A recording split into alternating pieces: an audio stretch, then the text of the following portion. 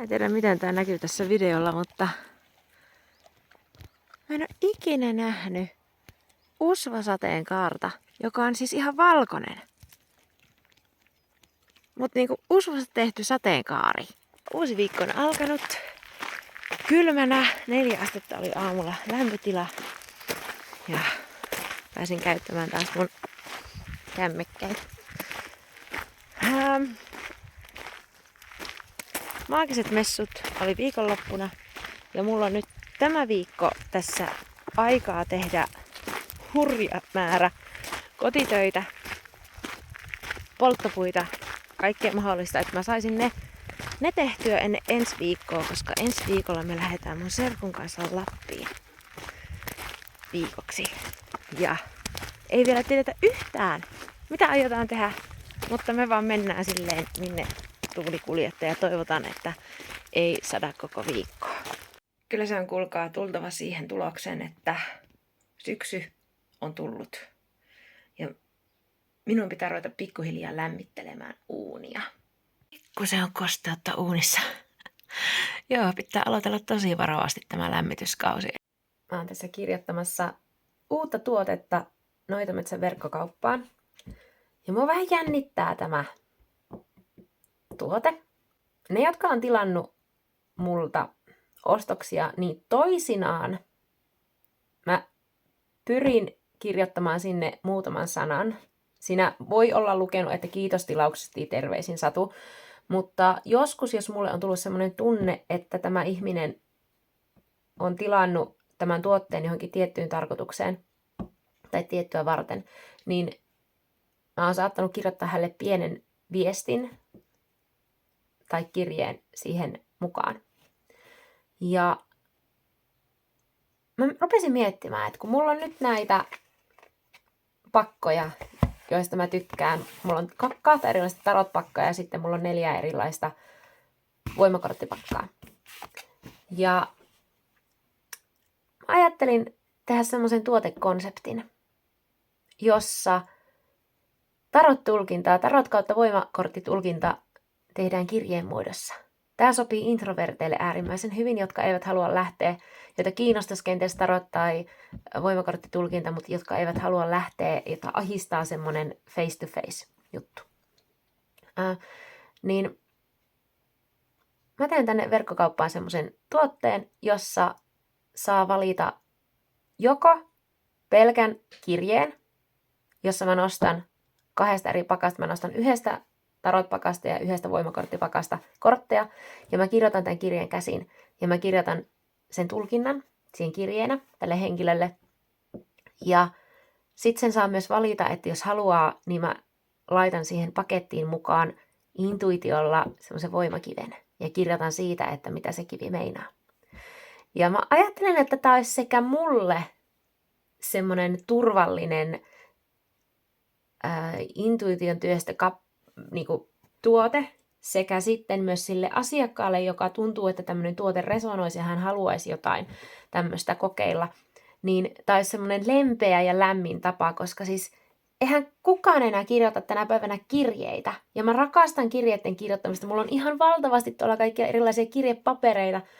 Ja mä ajattelin, että mä yhdistän nämä nyt tässä. Että jos joku haluaa tilata multa tulkinnan, niin mä teen sen tässä muodossa. Mä sain tilauksia, niin katsellaan mitä siellä on. Tästä on semmosia, muistaakseni, ei ihan kaikki, että mitä mä en voi myydä verkkokaupassa, koska Suomen typerä lainsäädäntö, mutta näitä on tulossa messuille, minne mä oon menossa, koska mä saan myydä niitä tiettyyn rajaan asti, niin kuin face to face. Kristallisoitua inkivääriä. Moringaa. Tätä laitan kyllä verkkokauppaan, koska tää verkkokaupassa mä saan myydä yrttejä tai näitä kuivattuja tämmösiä. Jos niitä voi käyttää kosmetiikkana ja mä myyn ne kotikosmetiikan valmistukseen. Suomen lainsäädäntö. Moringa. Sitten täällä on kehäkukkaa. Tätäkin on tulossa verkkokauppaan, koska tästä voi tehdä esimerkiksi öljyuutoksella kehäkukkaöljyä. jota voi vaikka, tai siitä voi tehdä vaikka sitten kehäkukkasalvaa. Kehäkukka on tosi hellävarainen ihonhoidossa. Sopii erittäin hyvin semmoisen ärtyneen ihonhoitoon esimerkiksi. Manteliöljyä, jossa on väärät...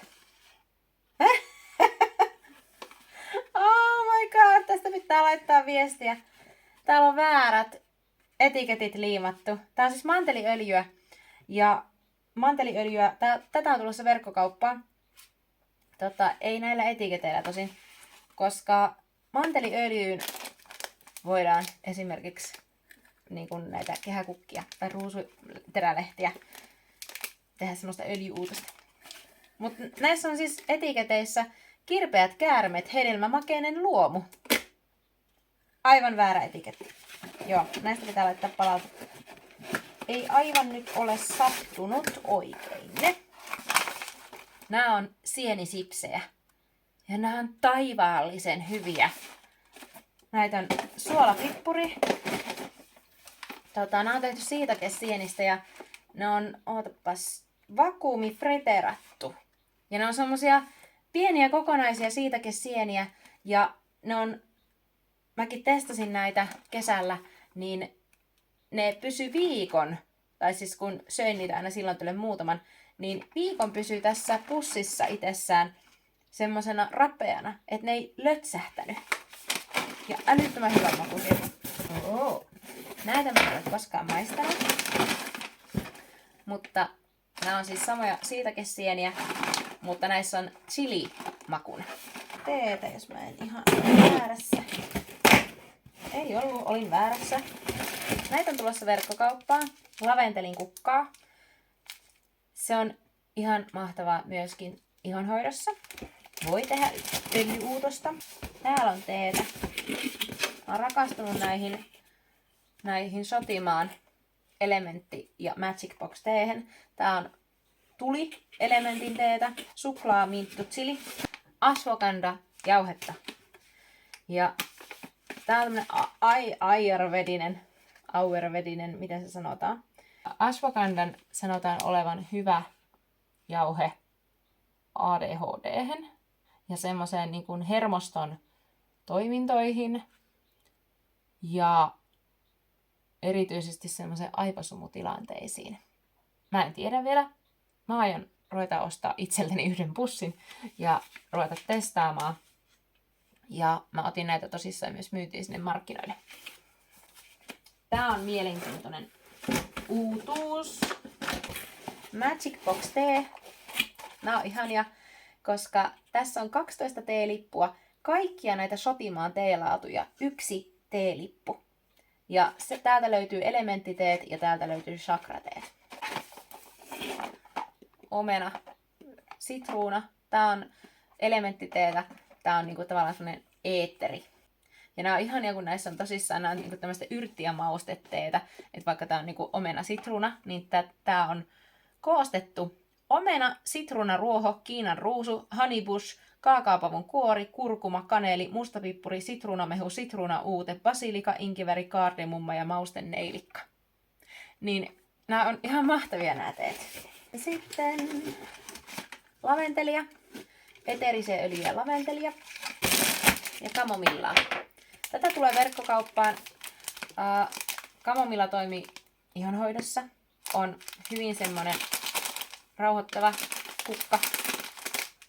Tästä voi tehdä myös, mä yleensä teen silleen, että tää on siis taivaallisen makuista teetä ja kamomillaa kannattaa juoda iltaisin, koska se rauhoittaa.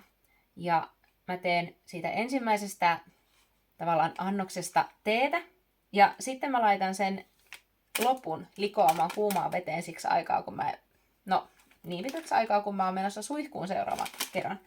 Ja sitten sitä voi käyttää hiushuuhteena. Ja erityisesti vaaleat hiukset tykkää kamomillasta, koska tää kirkastaa sitä vaaleita väriä. Ja hoitaa päänahkaa. Meinaa tehdä kipeäksi.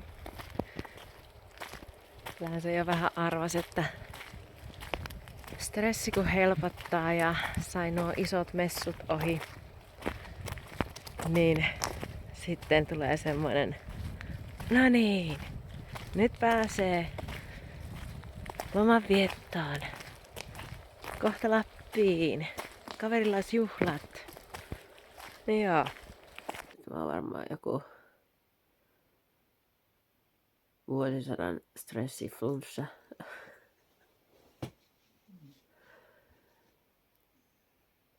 Ja on kyllä jotain järkyttävää. Se aina niinku, ei sitä muista silloin, kun on terveenä, että mitenkä hirveältä se tuntuu silloin, kun sulla on joku hengitystiere sairaus menossa. Huhhuh. Alkaa olla niin paha olo, että valmistin itselleni tämmöistä yhdistettyä höyryhengitysjuomaa ja kaikkea helpotusjuomaa. Tässä on tiimiamia ja minttua hengitysteille. Sitten ruiskukkaa kipuun ja hengitysteille. Inkivääriä pahoinvointiin ja tulehdukseen. Ruusunterälehtiä antioksidanttien ja tulehdusjuttujen takia. Ja rosmariinia neilikka-lihaskipuun.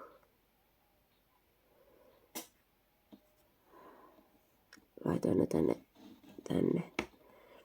Ja ideana on nyt se, että täällä on myös paljon niin hengitysteitä avaavia asioita. Tää kyllä siis toimii, kun mulla vuotaa nenä koko ajan. Toivottavasti tänne kuppiin. Niin, että höyry hengittää tätä sen aikaa, kun se on jonkun 10 minuuttia hautunut. Ja sit juo sen. Näillä mennään. Mä en tiedä, että onko tällä niinku lumevaikutuksia vai onko oikeasti vaikutuksia, mutta mulla on oikeastaan ihan sama mitä vaikutuksia on, kun mun päänsärky alkaa hellittää. Tuntuu hyvältä.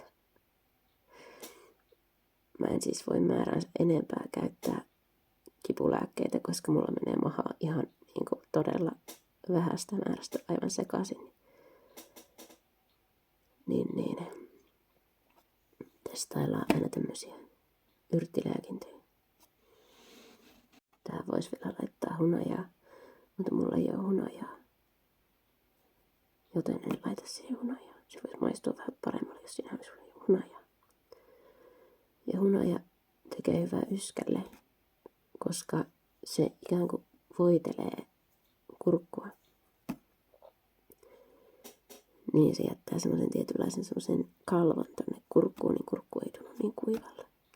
Ja sitten tässä olisi niinku 4 päivää siihen, että olisi lähtö Lappiin vaeltamaan. No, emme vaivu nyt synkkyyteen. Yritämme vain saada tämän ohi, mutta mulla rupeaa ihan oikeasti mun päänsärky ja mun lihassärky rupeaa helpottamaan. Mahtava tilanne. Ja sitten jos käytät yrttejä, niin varmistu ensinnäkin siitä, että et ole allerginen millekään. Ja toisekseen osa näistäkin yrteistä, kuten neilikka, on semmoisia, joita ei kannata käyttää niin kuin liiallisuuksiin. Ja myös rosmariini ei kannata käyttää liiallisuuksiin, koska se voi aiheuttaa taas sitten vastareaktioita. Joten silleen kohtuudella myös näitä. Eilinen flunssajuoma oli suhteellisen tehokasta. Siis se laski mun kuumetta. Siis mullahan ei nouse silleen kuume. Mulla on normilämpö 35,5 ja mulla oli korkeimmillaan nyt niin kuin 36,9, niin se tuntuu minusta ihan kuumeelta. Mulla on yleensä alilämpöä. Mutta se sahas eilisen päivän silleen näin. Niin se flunssajuoma normalisoi lämpötilan ja siis se lopetti sen mun pään ja säryn ja lihassäryn. Ihanaa. On parempi olo tänään, mutta mä oon tosi tukossa. Ihan niinku silleen. Niin tämän päivän juttuja, mitä mä sitten tein, koska mun ei tee tällä hetkellä mieli yhtään juoda kuumaa, niin mä tein tämmösen juoman. Täällä on siis vettä. Sitten siellä on villiminttua eli rantaminttua. Ja sitten siellä on sitruunaa ja sitten siellä on inkivääriä. Sitruunat on C-vitamiinia immunipuolustukselle. Ja sitten kaikki näistä on, mitä tällä on, niin on myös ruoansulatukselle hyväksi, koska maha on kovilla, kun ei pysty syömään eikä tee mitään mieli. Ja niin nämä on hyviä. Minttu, tosissaan päänsärky, hengitystiet, semmoiseen niin rauhoittumiseen. Ja inkivääri yleistulehustiloihin ja ruoansulatukseen. Tämä on olla jääkaapissa. Ja annan näiden nyt täällä lillua, että ne irtoaa tähän veteen ne aromit, maut, kaikki. Sitten mä teen toista. Täällä on sitruunaa ja hunajaa ja inkivääriä ja valkosipulia. Niin tän mä annan nyt tekeytyä ja sitten mä rupean tätä syömään. Mä en nyt ihan oikeasti tiedä, että what is wrong? Missä asennossa planeetat on, kun kaikki menee päin vittua?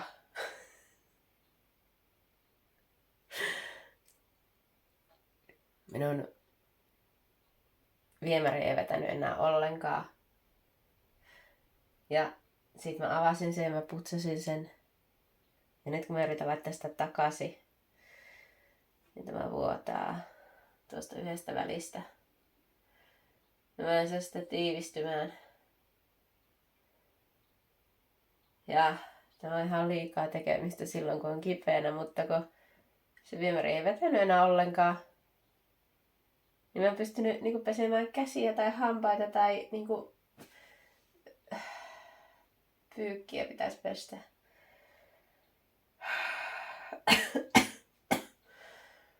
Ihan oikeesti. Ei tämä nyt saakeli voi olla näin rakettitiedettä. Tässä ollaan vaan silleen sen.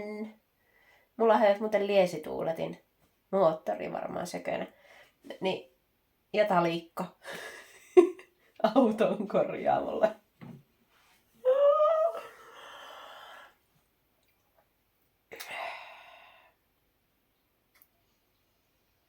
Sen. Nyt on varmaan se hetki, kun tavarat ovat vain tulleet tiensä päähän ja nyt kaikki sattuu tässä yhtä aikaa. Ja mun pitää varmaan vaan yrittää olla silleen, että mulla on 2 mahdollisuutta. Mä joko stressaannun ja ahdistun siitä, että tavarat hajoaa käsiin. Tai että mä en onnistu jossain tämmöisissä asioissa. Tai sitten mä voin yrittää ottaa tämän vaan tosi rennosti ja olla vaan silleen, että ne on joka tapauksessa hajoamassa tai hajalla. Niin, että onko mä mieluummin stressaantunut ja ahdistunut, kun tilanne ei muutu miksikään. No joka tapauksessa rikki. Nyt kun mä oon tekemässä tätä, niin mä muistan, että mulla on aina ollut tämän saman kohdan kanssa ongelmia. Ja mä oon aina kirannut tätä samaa kohtaa. Ja aina tuskastunut tälle ja ollut valmiina liimaamaan sen pikaliimalla koko höskän kasaan. Jotenkin mä oon silti onnistunut, tai sit mä oon soittanut iskelle, sekin voi olla mahdollista. Katsotaan, saanko mä tämän vai onko semmonen pappa hjälppa mei.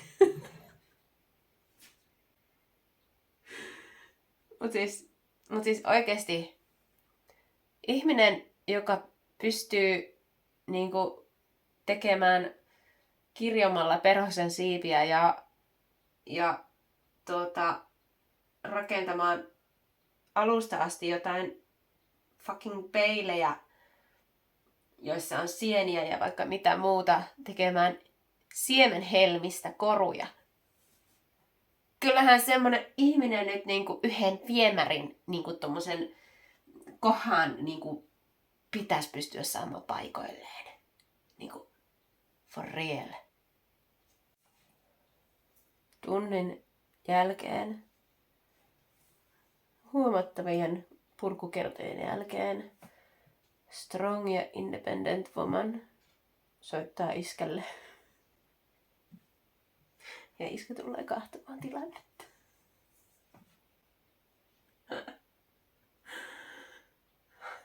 Mä en jaksa mun elämää tällä hetkellä. Ottaako Kaino? Eikö ollut hyvä? Eikö ollut hyvä äiti flunssajuomat? Eikö? Niinkö? Mä tiedän, että tätä asiaa ei pitäisi ajatella tällä tavalla, mutta musta tää tuntuu lähinnä niinku rankasulta. Että mä oon vetänyt ihan helvetin rankan kesän. Ja sitten kun on ensimmäistä kertaa, kun pääsee silleen, että nyt mä pääsen olemaan oikeasti vähän aikaa vapaalla ja mulla on mukavia asioita tiedossa, vaikka siis on minun työtkin mukavia, mutta siis silleen, tiedätkö, semmoisia vapaa-ajan asioita, jotka ei liity töihin. Niin sit mä estyn niistä. Ja eniten mua ahistaa se ensi viikko, että mä hengästyn jo siitä, että mä vien hevoset 100 metrin päähän laitumelle. Tai tiskaan tiskejä. Niin onko mä 3 päivän päästä siinä kunnossa, että mä pystyn kiipeämään tunturille ja yöpymään ulkona teltassa kylmässä ja nihkeessä kelissä. Pikkuisia pakkasasteita on luvattu ja vähän lumisadetta. Mä oon lastanut niin paljon odotuksia tuohon Lapin reissuun, ettei usko kukaan. Ja nyt mä niinku tajuan sen oikein, että joo, ei pitäisi ikinä.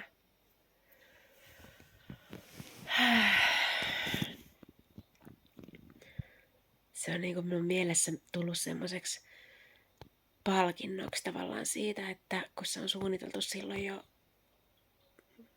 vajaa vuosi sitten, että sitten ton kesän jälkeen, koska mä tiesin, että kesä tulee olemaan rankka, niin ton kesän jälkeen, että sitten lähdetään Lappiin viikoksi, että sitten lähdetään tämmönen ultimaattinen rentoutuminen, puhelimet pois, kaikki mahdolliset pois ja sitten siellä vaan olla ja kiivetä tuntureille ja mennä minne nenä näyttää ja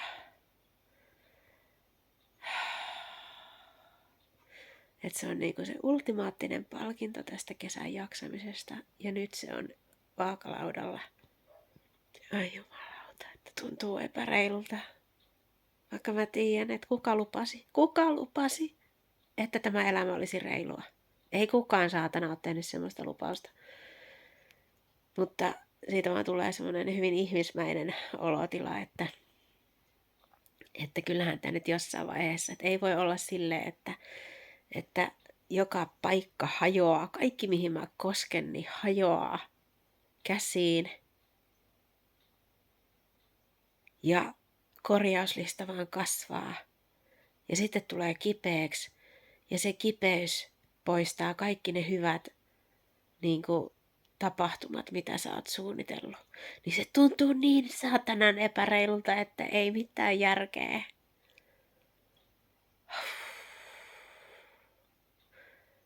Mutta joo, mulla on tässä vielä 3 päivää. Mulla on tämä päivä ja 2 seuraavaa päivää. Myös ahdistaa se, että mä olisin lähdössä viikoksi tunturiin ja mulla ei ole mitään laitettu valmiiksi. Mulla ei ole mitään ruokia kuivattu. Mulla ei ole koirille kuivattu mitään ruokia. Ja no, jos se olisi aikonut vaeltaa pidemmälti, niin koirille olisi ollut pakko olla niin kuin just kuivattua jauhelihaa ja kuivattua kananmunaa ja kaikkea tämmöistä näin, niin en mä ole kyennyt mitään semmoista tekemään. Tämä ihmismieli on kyllä jännä. Se, että mulla on hajonnut nyt niinku viime aikoina kaikki asiat ja se, että mä tulen kipeäksi, niin mä tajusin, että se saa minussa niinku aikaan todella epäonnistuneen ja pahan ihmisen olotilan.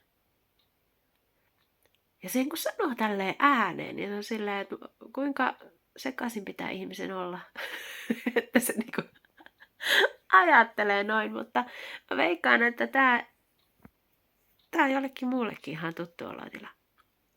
niin kuin tiedätkö, semmoinen itseruoskiminen siitä, että no sua nyt rankastaan siitä, että sä oot epäonnistunut ihmisenä ja sä oot paha ihminen, niin et sä ansaitse edes mitään hyvää. Ja siihen astuu sitten vielä tämmöinen toinen kääntöpuoli, että koska mun aivoissa on tämmöinen joku osa, joka sanoo näin, niin mun tekisi mieli, niin kuin tiedätkö, julistaa koko maailmalle sitä, että kahtokaa nyt. Tämän ja tämän takia minä olen epäonnistunut ihmisenä. Että ihan niin kuin tulisi joku ihmeellinen tarve niin kuin todistaa muille, että se mitä minä pääni sisällä ajattelen, niin on totta. Että minä olen paha ja epäonnistunut ihminen.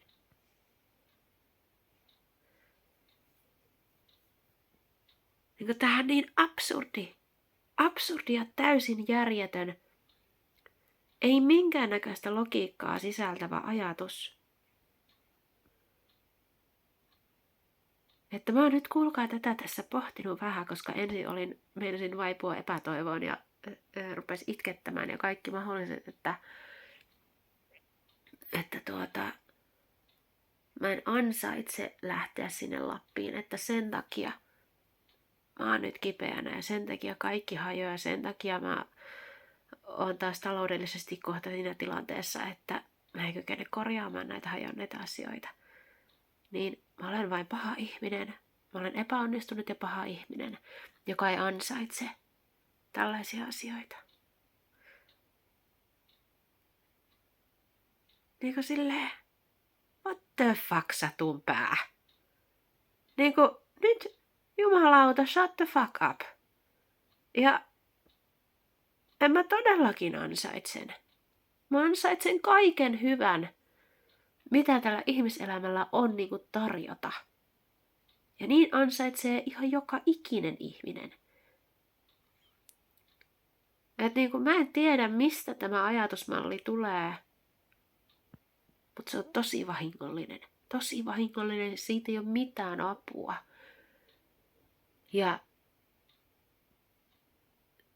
se tulee usein semmoisesta, että jos joku asia ei mene niin kuin suunnitelmien mukaan, niin mä jostain syystä tosi hyvin herkästi käännän sen siihen, että on mun vika. Että niin kuin, sille täytyy löytää syypää ja se olen minä itse. Vaikka se ei olisi mun vika. Ja vaikka se olisikin mun vika, niin ihan sama.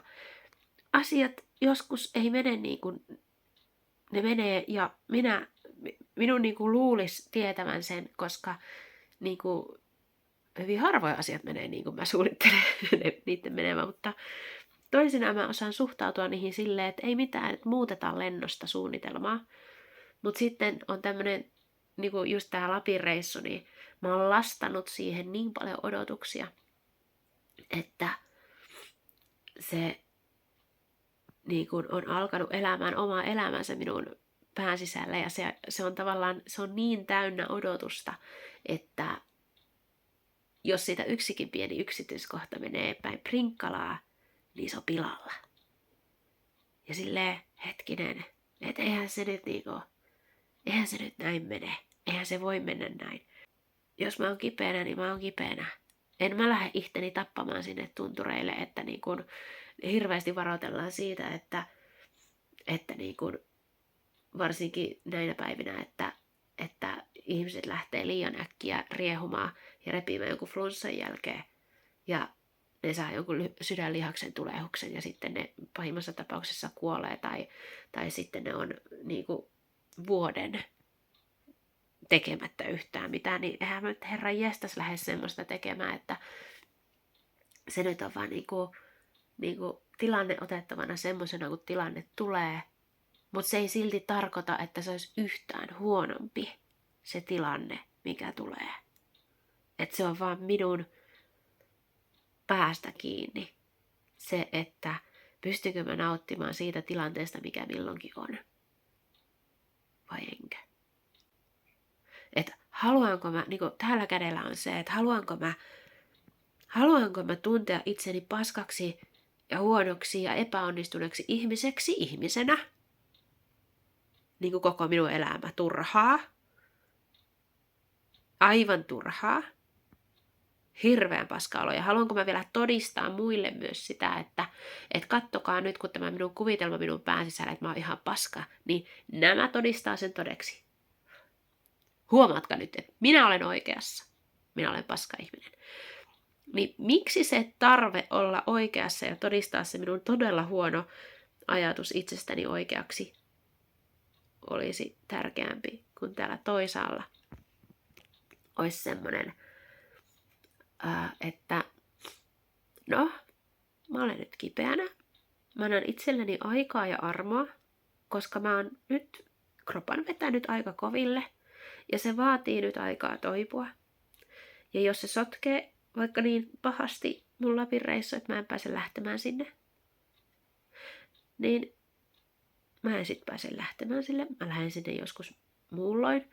Ja se, miten mä sitten voin tavallaan tuoda sitä samaa fiilistä kuin mitä mä oon itselleni lastannut sinne Lappiin, että sitä palkintoa ja sitä odotusta, niin mä voin lähteä metsään, mä voin lähteä nuotiolle, mä voin lähteä sitten kun mä paranen, niin yöksi jonnekin pikkuvaellukselle tai retkelle koirien kanssa.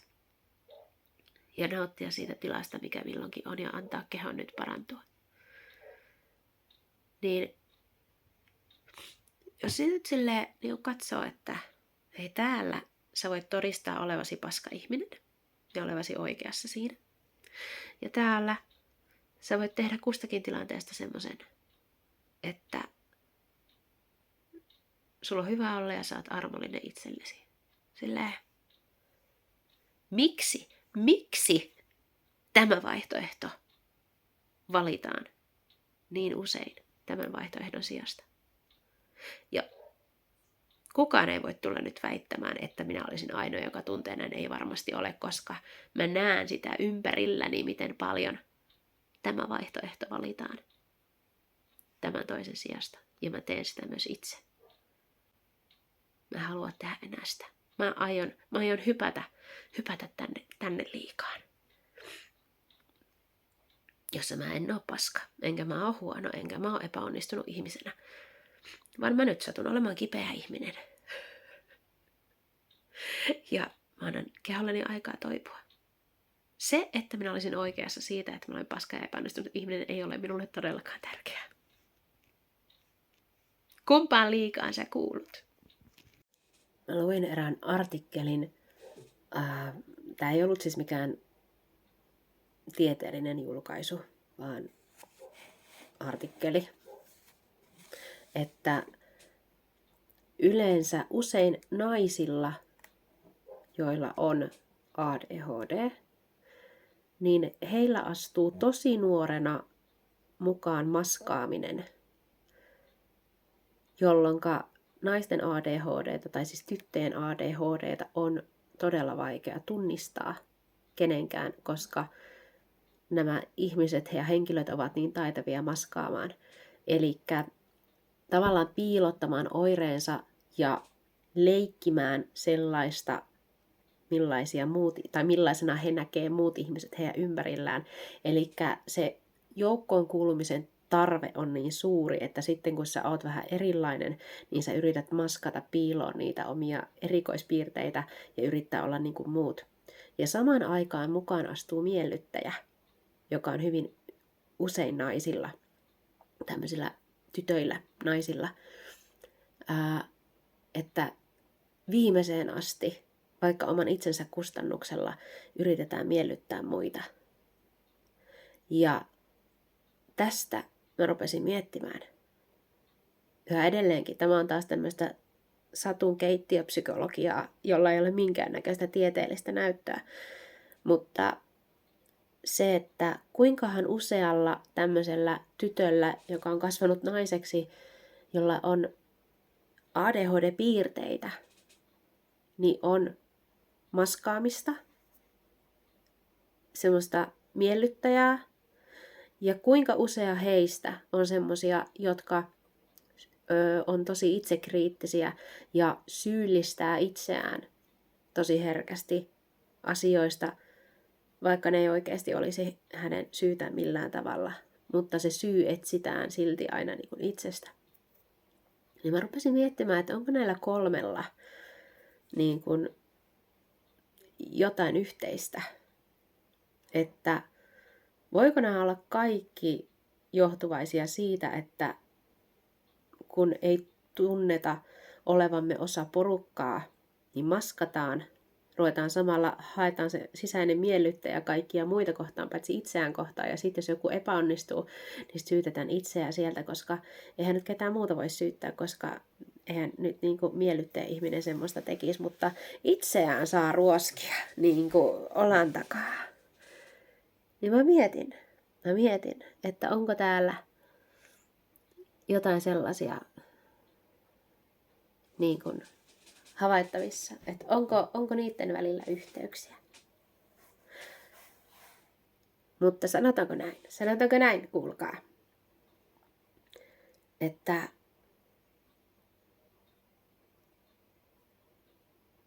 jos maskaaja, miellyttäjä ja itsekriitikko, itsesyyttäjä on opittuja piirteitä, niin silloin ne myös voidaan oppia pois.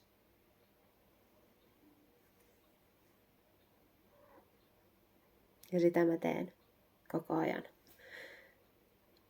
Mä uskon, että lähtökohta kaikkeen itseoppimiseen on se, että kun sä saat itsesi sen ensimmäisen kerran kiinni semmosesta ajatuksesta, että joka saa sinussa jonkun asian sille hetkinen, miksi minä ajattelen tämmöistä asiaa, että miten tämä minua palvelee. Kun sä ensimmäisen kerran niin kun huomaat sen pienen särön siinä sun ajatusmaailmassa, ja sä pystyt tarttumaan siihen, että hei, tässä oli joku, niin sä kykenet sieltä ruveta huomaamaan enemmän sitä säröä, ja sä pystyt ruveta niin kuin aukaisemaan sitä säröä, kunnes sä löydät sieltä sen, että täällä on tämmöinen uskomus, joka tekee minun elämästäni huomattavasti vaikeampaa kuin sen tarvitsisi olla. Niin silloin pystyy ruveta parantamaan sitä säröä siellä itsessään. Mä voin sanoa tämän sellaisella kokemuksen syvällä rintaäänellä, koska mä oon pystynyt tosi monta säröä löytämään ja tosi monta säröä ehjäämään takaisin. Kun mä oon löytänyt itsestäni semmoisia uskomuksia, mitkä ei ole hyväksi minulle. Minun mielenterveydelle, eikä minun terveydelle, eikä minun elämälle. Ja ne on sinne jostain muodostunut. Mä en välttämättä aina tiedä, että mistä. Mutta kun saa itsensä kiinni yhä useammin ja useammin, sieltä ne pikkuhiljaa lähtee selviämään. Tie ei välttämättä ole helppo. Se saattaa olla pitkähkö. Se saattaa olla perkeleen rankka. Mutta toivoa on. Ja mä voin sanoa, että mitä enemmän niitä säröjä on saanut selvitettyä, niin sitä helpompi on kohdata vastoinkäymisiä. Sitä nopeammin. Sanotaanko, että näin, että semmoista vastoinkäymisistä, niin mitä enemmän on selvittänyt itsellänsä niitä omia säröjään, niin sitä nopeammin omista vastoinkäymisistään pääsee yli.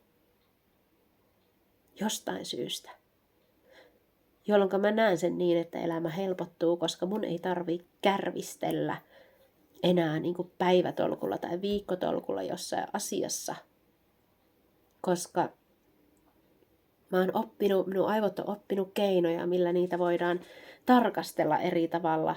Ja niitä voidaan tarkastella semmoisella silmällä, että hei, tarviiko mun kärsiä tässä asiassa? Vai onko mulla tässä tämä ohituskaista tälle kärsimykselle nyt olemassa, että vähän niin kuin kyse on siitä, että valitsenko mä nyt tämän entisen tien, jossa mä kärsin, vai valitsenko mä tämän ohituskaistan, jossa mun ei tarvitse kärsiä, että kun mä oon tajunnut sen asian, että hetkinen, mä en mahdakaan tälle asialle mitään. Niin kuin tiedätkö? Niin kyllä mä suosittelen. Kannattaa.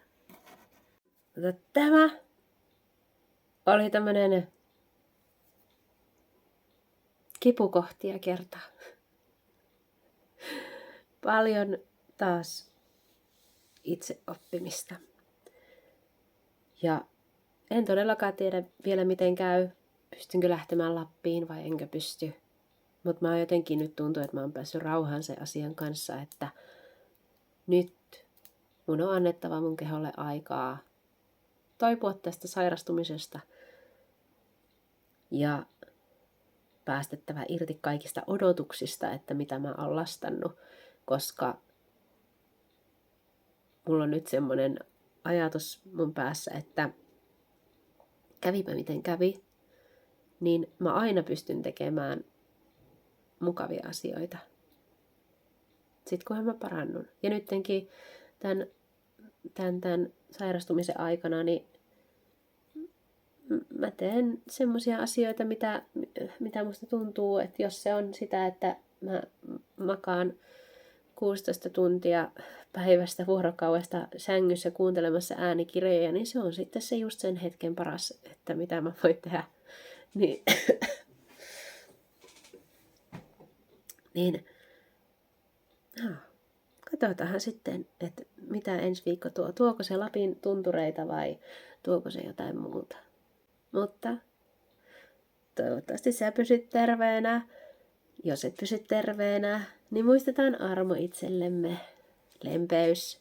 Ja saa käyttää näitä mun Noidan puoskaripalvelun juttuja.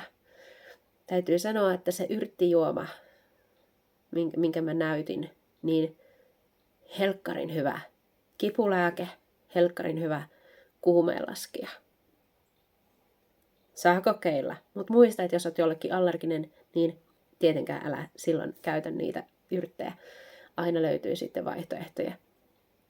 Ja voi kokeilla vähän miedommilla annoksilla, ei välttämättä tarvitse sekoittaa niin montaa yrttiä samaan kuppiin. Se oli aika tehokas.